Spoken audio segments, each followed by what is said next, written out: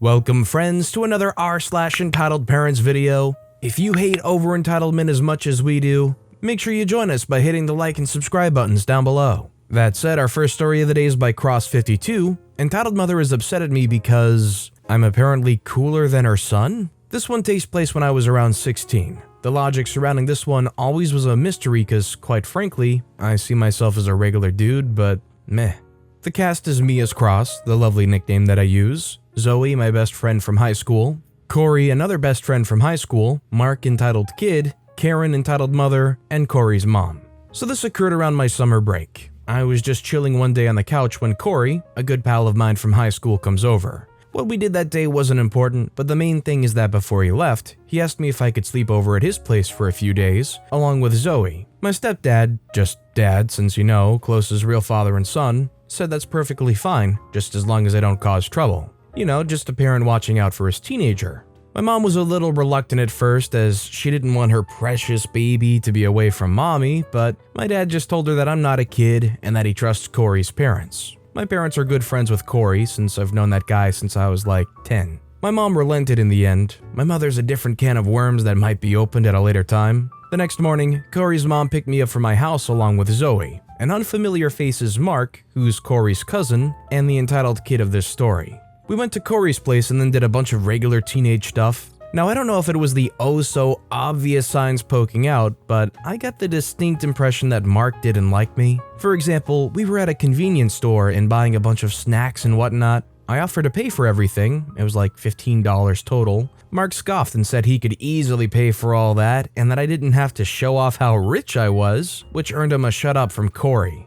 He also tried showing off, like he tried to get us to call him Iron Man, you can cringe, because I have a cool nickname, and it's only fair that he has one. The prime example is when we're coming home from the movies. It was nighttime, and we ran into a bit of traffic. It got a bit long, so Zoe ended up falling asleep on my shoulder eventually.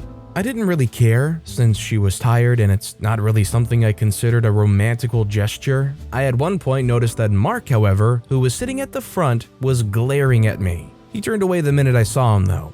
Fast forward to everyone preparing for bed, I went downstairs to get a glass of milk. Don't judge me, I like my milk. As I was doing that, I felt someone tap me on the shoulder. Mark says, "Hey, we need to talk." I say, "Oh, sure, what's up?" Mark says, "Don't think I didn't notice what you're trying to do." I say, "Huh?" Mark says, "Don't play dumb. I know you're trying to show off in front of Zoe so that she doesn't date me." If I was drinking my milk, I probably would have spat it out. I said, "Come again?" Mark says, "You heard me. Stay away from her. I'm the only one she needs and I'm not letting you have her." I say, "Okay, one, she's not an object, and two, she's not yours." Mark says, "I didn't say she was." I say, "That was heavily implied." Mark says, "Whatever, just stay away from her if you know what's good for you." Me laughing, and then I patted him on the head, said, "Sure, pal, whatever you say."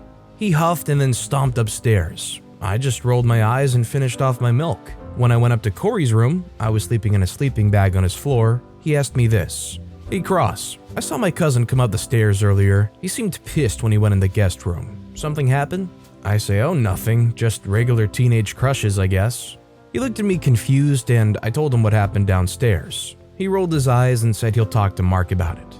The next morning we're having breakfast. Zoe's the last one to show up. Mark pulls up the chair next to him and offers for her to sit there. She does, and he gives me a smug butt look. I just ignored him and went about eating my breakfast. Now, you'd think the fact that I said nothing would give him some sense of satisfaction, because you'd think the silence would make him go something like, "Ha, I beat you." But instead, he stood up and slammed his hands on the table, crying about, asking why he can't be cooler than me and that I'm always trying to make him look lame. I did not see that coming. Corey's mom took Mark to the living room to cool down, while the rest of us were just bemused by the entire situation. But eventually, we just decided we didn't care and went on with our breakfast. Today was the day that Mark's mom was supposed to pick him up. He was going home earlier. Suffice it to say that when she arrived, she did not go quietly. When she arrived and found Mark crying, the following occurred. Entitled Mother said, "What did Corey do this time?" According to Corey, he and his cousin never got along. Corey's mom says, "I don't know, he just started getting upset at Cross for no reason." Entitled Mother says, "I want to speak to this little brat right now." Corey's mom called us into the living room. She says, "You, are you that Cross brat?" I say, "That's me." She says, "What did you do to my baby?" I say, "Nothing." She says, "Well, he wouldn't just cry for no reason." I say, "That's exactly what he was doing." She says, "No, I want to know what you did right now." Corey says, "I think I know what this is about." Corey reiterated everything I told him yesterday to his mom, and she just rolled her eyes. Entitled Mother was fuming. Mark tried to interject, but Corey told him to be quiet and that this could have all have been avoided had Mark not been jealous of someone he's known for less than a week. Corey's mom says, "Right, nothing happened, it's just your kid being a brat like normal." Entitled Mother says, "No, this little crap made my baby cry. He deserves to be taught some respect." Turns to Zoe and says, "And you, why won't you date my son? Is he not good enough for you?" Zoe looked perplexed. I was pissed. Corey looked like he was about to take someone down. However, I think we should appreciate the true hero of this story. Corey's mom says, "Okay, that's it. Take your brat and get out, now." Entitled Mother says, "How could you? You'd side with this brat over your own nephew?"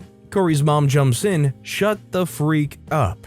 Entitled Mother froze in place like a deer in headlights. Corey's mom says, "I'm freaking sick of you and your brat. I gave him another freaking chance to stay here, hoping that you improved your miserable parenting and taught him that the world doesn't revolve around him. But it seems nothing's changed because you somehow think it's okay to shout and scream at a bunch of 16-year-olds. Just because your spoiled brat can accept that a girl who has no obligation to date him is not interested, and that he thinks that a kid who's just trying to enjoy his summer break is trying to be cooler than him. Now get your butt out of here, and if you ever come within a 5-mile radius of here again, the police will see you out." Entitled Mother huffed, grabbed her little brat who was still crying, and ran the heck out. After that whole thing, we just continued our breakfast. I haven't seen that guy ever since, but if he ever saw me again, I think he'd be pretty pissed. Anyhow, I hope you got some giggles out of this one. Peace. Let me ask you guys, if you were crushing on somebody and you were hanging out with a group of friends and late at night you're in a car, you're in the front seat, you look back and you see that crush with their head on somebody else's shoulder, is that enough to cause jealousy, and is that enough to make you hate the person whose shoulder they're laying on? Let me know what you think in the comments down below. Our next story is by Princess Foot and Mouth. I can't praise kids around other kids anymore. I enter a Halloween house decorating contest every year. This means I get trick-or-treaters for 3 days, which I love. 2 ladies walk up to my house last night, both with young boys. "What does the sign say?" says one lady. The young boy dutifully reads the sign out loud. I taught kinder for a year, so I squat down and say enthusiastically, "Wow, that's some good reading." Lady number 2 looks at me and says, "We are not comparing." Whoops, I thought. Brothers and the younger one's more academically inclined? Ah, sibling rivalry. It's totally okay, each kid in their own time. Yeah, what with COVID and distance learning, last year didn't count. I look at the older boy, and I figure at least 6 or 7. Oh girl, don't I know it. It's alright. I squat down to talk to the younger one again and say, "So how old are you, buddy?" 4, he replies. Remember, I taught kinder, so I know darn well how academically advanced this kid is. I also teach special education now, so a drive-by eye assessment of his gait, his eye contact, his sudden need to gently caress all the things in the display tells me, autism. The mom might know, I could be wrong, but I bet $1 this early reader is a smidge on the spectrum.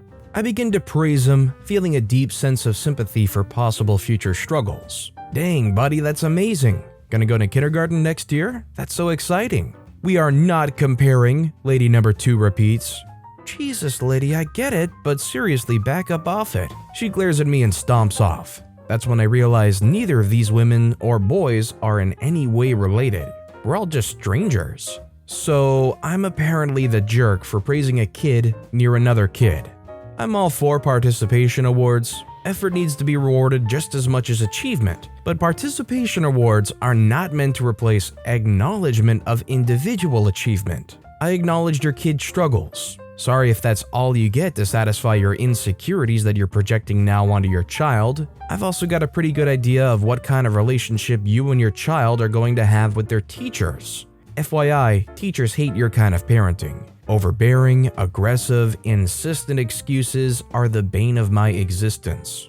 In a way, although these parents are definitely entitled, I kind of understand why they're like that. Obviously, they just want their kids to be the best, but it's definitely an insecurity and emotional issue that they're not handling very well.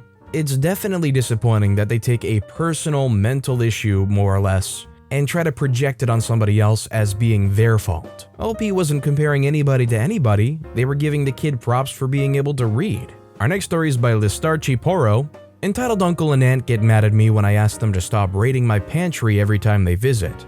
I, male, used to live/pay rent in a house bought by my uncle, full in cash, for his son while he attended college. I moved in right after I graduated college in search of a job in that area to start living away from home. I of course agreed to pay rent, very cheap with everything included, and help around the house whenever it's needed. After I moved in, we split the fridge and pantry equally. Now, my cousin is a person that doesn't know how to cook a lot of stuff, so most of his stuff in the fridge/freezer, pantry, etc. was either rice bags for the rice cooker, salt, pepper, panko breadcrumbs, ketchup, and soda. A lot of soda. In the freezer/fridge, it was mostly French fries or those breaded chicken patties and its many varieties. Also, he doesn't have a huge palette of food he eats. Like, he doesn't like ice cream, milk, juices like orange and grape, candy, chocolate, seafood, beef, fruits, vegetables, etc. And despite that he was always eating junk food, he was a skinny dude. He orders a lot of takeout food or delivery. How he could afford all the times he ordered delivery or takeout on a daily basis probably was because he lived rent-free and his parents took care of the bills. He did have a job, so maybe he just put all his money in the food and the multiple games and stuff he bought on a monthly basis. Now about me when it comes to food, I know how to cook. Like, I can cook stuff like ribs, tacos, pulled pork, lasagna, burritos, fettuccine alfredo, seafood, fried chicken, homemade batter, rice and beans, omelets, upon many other things. So my side of the fridge/pantry was usually filled with different kinds of items, from chicken breast, ground turkey beef, vegetables, fruits, many kinds of seasonings and spices, beans, sauces, canned vegetables and meats, pasta and pasta sauces, eggs, milk, my own rice bags, and many other things. Sometimes I did have stuff he liked, like soda cans or bottles, those frosted soft sugar cookies, etc. in my area of the pantry. And I know my cousin likes these things, so I didn't mind sharing with him, but when he saw I had those things in my side of the pantry, those things run out quickly. Like the night before, I have a pack of 24 sugar cookies, and next day, I only had 6 left.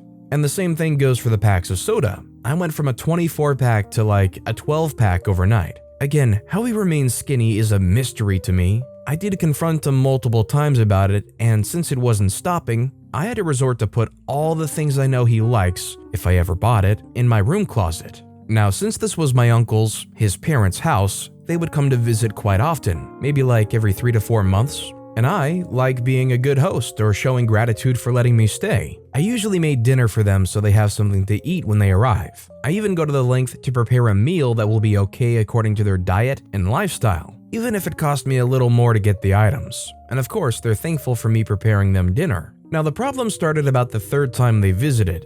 Since I had to work very early the next day, I couldn't greet them or make them dinner, since I was also on a tight budget. So the next day, I wake up and go to work while everyone's asleep. But then when I come back from work, I was planning to make the next few days lunch. But when I open the fridge and freezer, all of my frozen food and meats are now replaced with food containers on both the freezer and fridge. Not only all of my frozen food is nowhere in sight, a lot of the items I had in my side of the pantry is gone. I barely had anything left in there except for a few cans, a few pasta boxes, and a small amount of rice bag, while my cousin's side was how it was this morning with things untouched. While I don't mind people using stuff that are commonly used, like milk, eggs, butter, cereal, ham, pancake mix, bread, when it comes to higher ticket items, like a whole bag of frozen chicken breast, it's when I draw the line. I asked my aunt where my things are, and she said she turned it into food for my cousin, and that the food is for him and him alone. I said, "Why did you use my food, and are you guys planning to replace it?" She didn't like my remark and stated how ungrateful I am of the privilege of being able to stay in this house. And while we were arguing, Uncle also stepped in and said how silly I was for getting upset over food. Note, my uncle and aunt are not people who probably struggle with money. My uncle's very high up in the corporate ladder, like he can afford multiple vacation trips around the world a year. He paid for his other son's wedding on the other side of the world, and also paid for the plane ticket and hotel stay for those who struggled to pay for it. He also gifted the son who got married a house, paid in full. He owns a yacht and a big house, and that's him alone. So yeah, he's not a person who struggles with money. Back to the story. So now since I have barely no food to work with, and all I had to resort to was making ham and cheese sandwiches for a while since that's all I had left. After my uncle and aunt left, my cousin did let me get food from the bowls, and I of course grabbed from it, but didn't like a lot of it. It was mostly casseroles, plain white rice, meatloaves, mac and cheese, and lasagnas.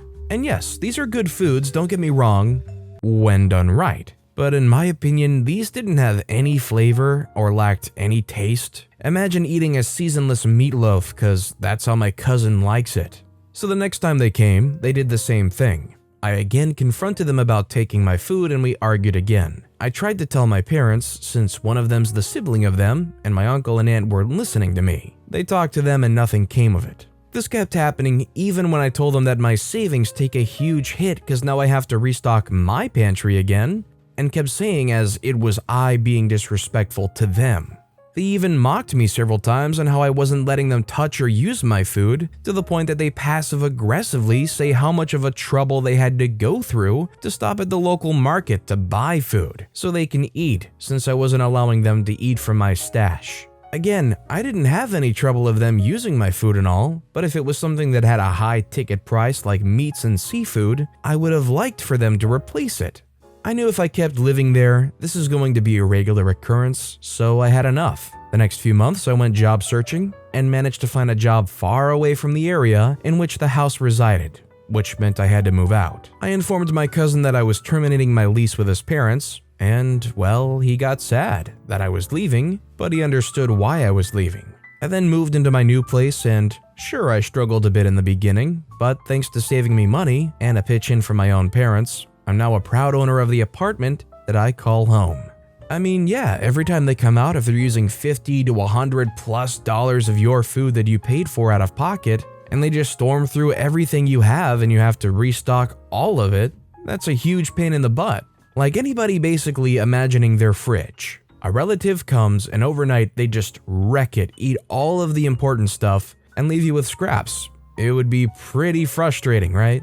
But with that being said, that's all the time we have for today. So of all these stories I've read today, which is your favorite and why? Let me know in the comments down below. And if you haven't yet, if you could like and subscribe, that would mean a lot to me. Whatever you do, whether it's liking, subscribing, turning notifications on, all of it helps grow this channel and I appreciate the heck out of it. So until next time, I'll see you all tomorrow with some more stories.